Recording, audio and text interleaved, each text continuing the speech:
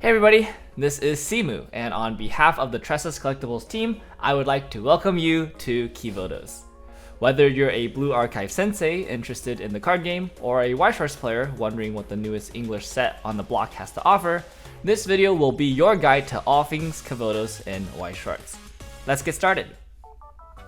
Blue Archive is a Korean mobile gacha game developed by MX Studio, which is a subsidiary of Nexon Games. Yes, that Nexon.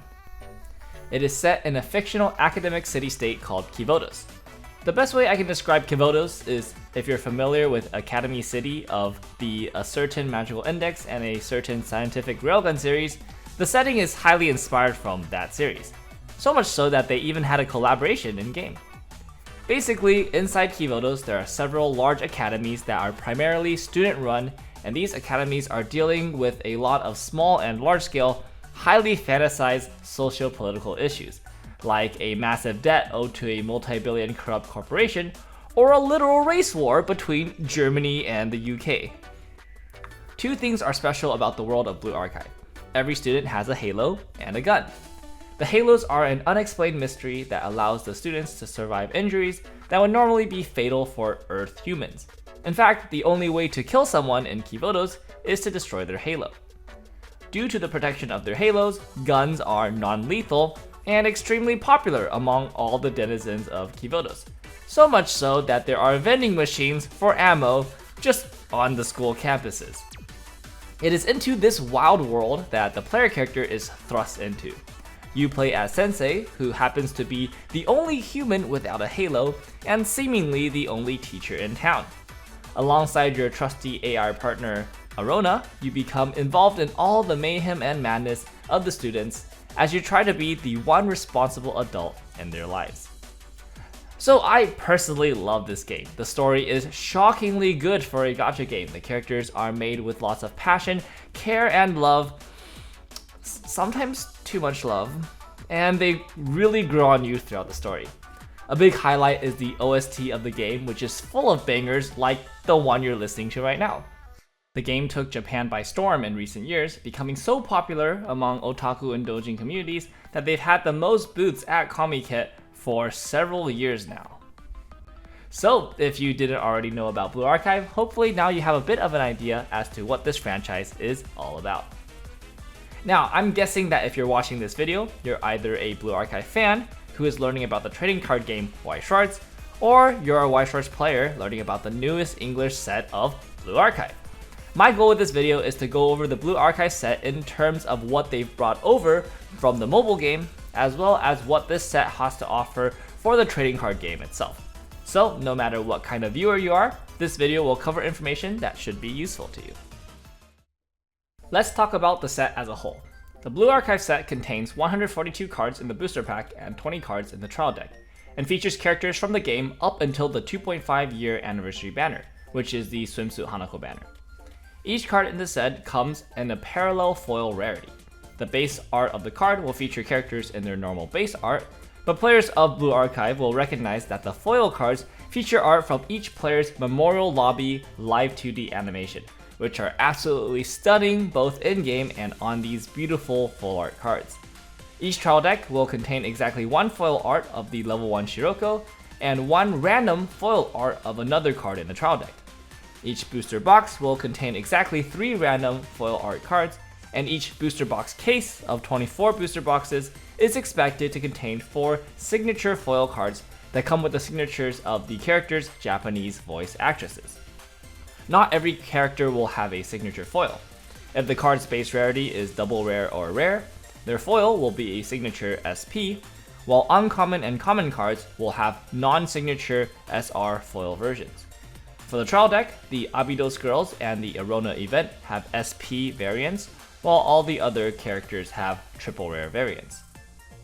Each booster box will also come with one of 26 different going first or going second cards that feature the Memorial Lobby art of various characters, and every booster box case will come with a special English edition exclusive Stitch playmat, which I think looks extremely clean. Moving on, let's talk about the cards themselves. In Kivotos, there are several different academies that the students attend. These academies are represented in Weiss Schwarz by the color of the card. Weiss Schwarz cards come in 4 different colors: yellow, green, red, and blue. While each color can represent more than one school, all cards from that school will be exclusively found in their designated color. In yellow, we have the entirety of Trinity General School. Green has the most schools represented, including Hyakuyaku Alliance Academy, Shanhaijing Senior Secondary School, Valkyrie Police Academy, Arius Branch School, and SRT Special Academy. Red covers the fittingly named Red Winter Federal Academy, as well as Gehenna Academy. And finally, blue has characters from Abydos High School and Millennium Science School.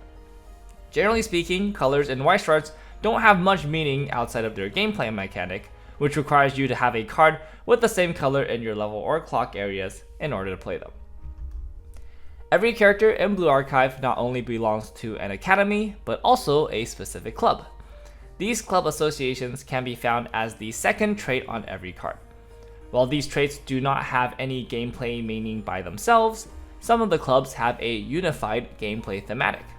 For example, the Sisterhood cards, consisting of both versions of Mari, both versions of Hinata, and Sakurako, all have abilities that activate when you use an activated ability, which is any ability with the act symbol. While there are several cards that have activated abilities throughout the set, notably, the entirety of the Library Committee, which is Shimiko and both versions of Ui, all have activated abilities on their cards, making them a perfect match for the Sisterhood cards and referencing their strong ties during in-game events such as Slapstick Sister and Magician of the Old Bookstore and In Search of a Hidden Heritage. The only card in the entire set that references this club trait specifically is Saori, who checks for the number of Aria Squad characters on your field. Every other card in the set will refer to the Kivodos trait, which is shared by all the characters. In addition to character cards, Weiss Schwarz also has event cards and climax cards. The art on these cards come from various promotional, story, and event art from the game. For example, the Trial Deck Climax, a story about finding a little miracle in everyday life, features a promotional art of Arona standing on a pile of desks that was used when the game was first launched in 2021. Blue Archive players may recognize Head Prefect of the Gehenna Academy Prefect Team from Volume 3 Eden Treaty, Kivodo's Halo Festival from the event On Your Mark at Millennium, or Game Development Department from the Release Countdown Illustrations. Okay, you probably don't recognize that one. I had to dig around the official art book to find it. Just like the character cards, these cards can all come in a parallel foil rarity, which is great for your shiny collections. Finally, I'll go over some of the important gameplay mechanics and noteworthy cards from the set from a competitive standpoint, so that you'll know what to expect whether playing with or playing against a Blue Archive deck. The most important card to know about is Misono Mika, a level 3 yellow character with a crazy second ability. When she attacks, if you have experience 6, which means that the total level of cards in your level must be greater than or equal to 6, you can pay the cost of discarding 2 cards in order to send the bottom 4 cards of the opponent's deck to the waiting room and deal 1 damage for every climax card sent. This is a powerful effect that normally requires a climax combo to activate, like with the Aki combo from Chainsaw Man. Mika gets to do it without needing a climax at all, making her a versatile and deadly finisher at level 3, and capturing that feeling of using her EX skill to obliterate the enemy. The second key card is the Arona event from the Trial Deck. This card can be played as a counter during the counter timing window when the opponent declares a front attack. The event is a simple -3 soul to an opponent's character for the rest of the turn, which can effectively mitigate all the damage from one attack and performs especially well against finisher combos that restand themselves or get extra benefits when their damage is cancelled. What makes this card particularly strong in tandem with the Mika from earlier is that Mika can add this card with her first ability, which can add any card from the top X cards of the deck, where X is the number of Kivodo's characters on the field when Mika is played, including herself. While we're on the subject of counters, Blue Archive has Rumi, a level 1 anti-overlevel counter that can remove characters with a level higher than the player's level. This is usually not found at level 1, so be warned. They also have Aru New Year, which is a +6 soul counter similar to Ramorous from Slime. The extra soul is a neat way to increase the likelihood of cancelling that particular attack. Finally, like most modern Weiss sets, they do have an anti-overlevel counter at level 2, and a memory kick counter at level 2 as well. For decompression tools, Blue Archive has not 1, but 2 Fumio type cards. Mimori, and Hoshino from the trial deck. The Fumio ability refers to an ability that shuffles all cards from the opponent's waiting room back into their deck outside of 1 or 2 climaxes that they choose to leave out, and it is an important tool to combat compression and increase the likelihood of dealing damage. Mimori's ability costs 1 stock and 1 discard, while Hoshino can use her ability by resting one of your characters. Sadly, this set does not have any stock-related decompression tools such as a stock swap or a stock shuffle, but Mika's burn effect already does a good job at naturally eating through climaxes. Now let's run through some important utility cards to take note of. Hanako's swimsuit has the same effect as the Mio drop search from Hololive, which is widely agreed to be one of the best utility effects in the game. Miyako's swimsuit is an early game 3000 power beater thanks to her first ability, and her second ability gives a character the clean cut ability when she's played from hand. Clean cut is shorthand for the ability to rest and move a character to the back row, and can be used to save a character from dying and moving them out of harm's way. Because she can give another character this ability, not just herself, she's more useful than traditional clean cuts during later parts of the game. Mimori's swimsuit is this set's premier clocking advantage card at level 0. To explain, cards that increase the clock are important at level 0 because they allow the player to control when they hit level 1, and cards that generate advantage are more valuable during the early stages of the game. Mimori's swimsuit can selectively send a card from the up to top 3 cards of the deck to the clock, which can be useful for color and experience reasons. And she salvages a character from the waiting room. She also can send herself to stock if you cancel damage during her battle, which sometimes refunds the stock of her own ability. Minori is an Entomb or Foolish Burial effect. Search your deck for a character and send it straight to the waiting room, similar to Approach with Utmost Effort Nino Nakano. A bit of trivia. In the JP game, Blue Archive was actually released first before Quint's Specials Premium, so this card was actually the first of its kind in JP. Yuka Track is a healer that can be played at level 2 if you have 4 or more Kivota's characters on the field. Her heal is a bit special. You discard a card, heal the top card of the clock, and then get to salvage any character from the waiting room. You basically get to heal and handfix at the same time, which is really strong. Blue Archive is a massive set with tons of Climax combos, so I won't be able to go over every single one of them in this video. Instead, I'll highlight some of the notable ones, starting with advantage combos and ending with finisher combos. The trial deck Shiroko combo is a solid place to start. Her Climax combo has an experience 2 requirement and salvages a card from the waiting room when she attacks. Simple and straightforward selective advantage, Shiroko is the most popular choice for level 1 Climax combos in Blue Archive since you can easily meet her experience requirement by leveling a Yuka Track, which most decks will want to run anyways. Consider supplementing Shiroko with cards that can help mill through the deck since her combo doesn't contribute any deck speed. If you want deck speed, the combo to go for is Izuna. Her Climax combo also has an experience 2 requirement and a cost of discard 1 card from hand, and then you can look at up to 5 cards from the top of your deck and add up to 2 Kivota's characters from among them. 5 cards is a considerable amount both for deck speed and selectivity, and Izuna is a great option for decks that are looking for deck speed and an easily recurable combo thanks to the gold bar trigger. An in-between option is Haruna. Her Climax combo also has an experience 2 requirement and on attack mills 2 cards, then salvages a character with a level equal to or lower than the sum of levels milled.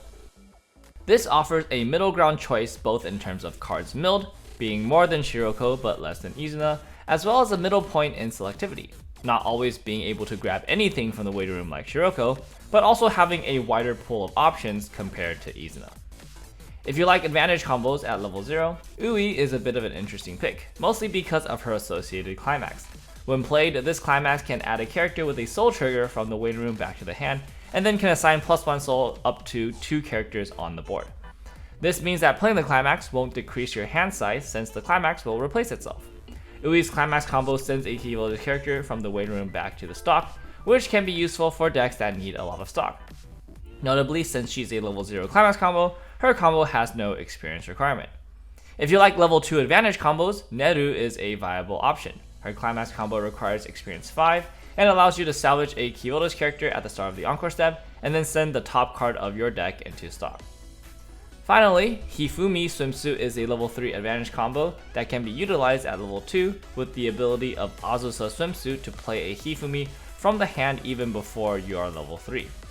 Your first Hifumi will be able to play another copy of Hifumi from the hand, chaining until you've played as many Hifumi as you want.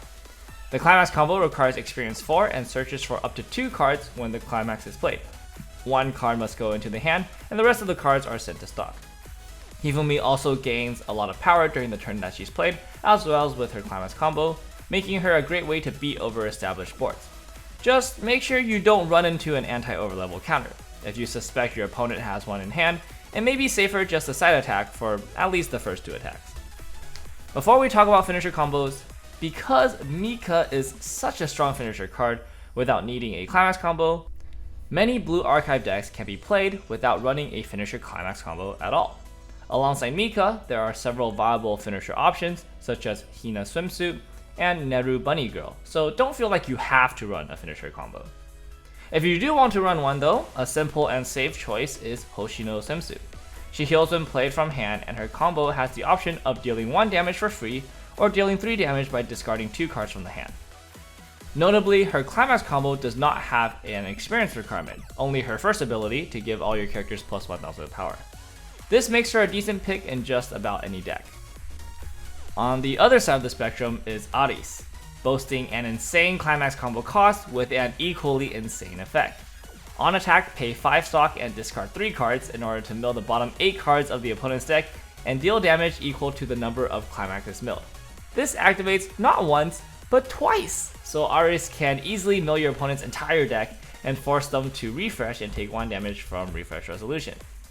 Aris's high cost makes her a build-around and not suitable for every deck, but offers a truly monstrous ceiling for the greediest of Blue Archive decks.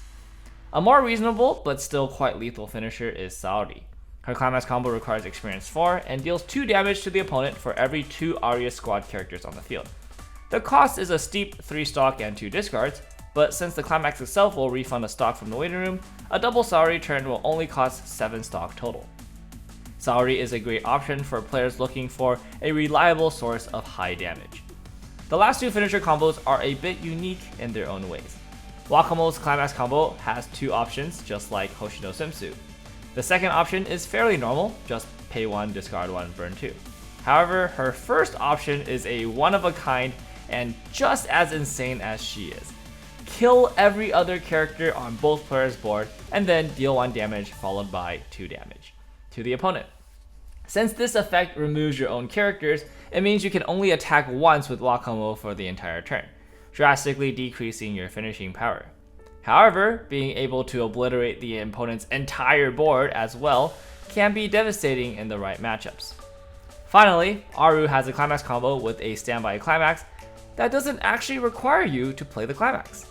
When Aru enters the field by the effect of Problem Solver 68, you can pay 1 stock and discard 1 card to immediately stand Aru, allowing her to attack right away.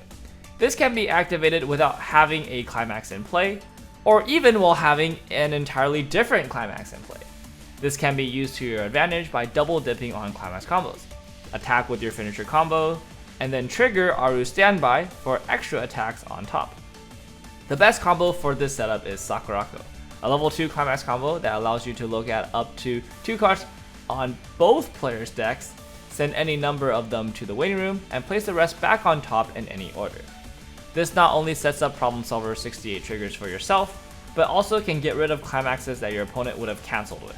The result is a powerful multi-attack combo that can be played as early as level 2, since Standby allows you to bring out a character with a level up to 1 greater than your current level. If you want to see any of these Climax combos in action, we'll be featuring a majority of them in our upcoming gameplay block, so subscribe and stay tuned.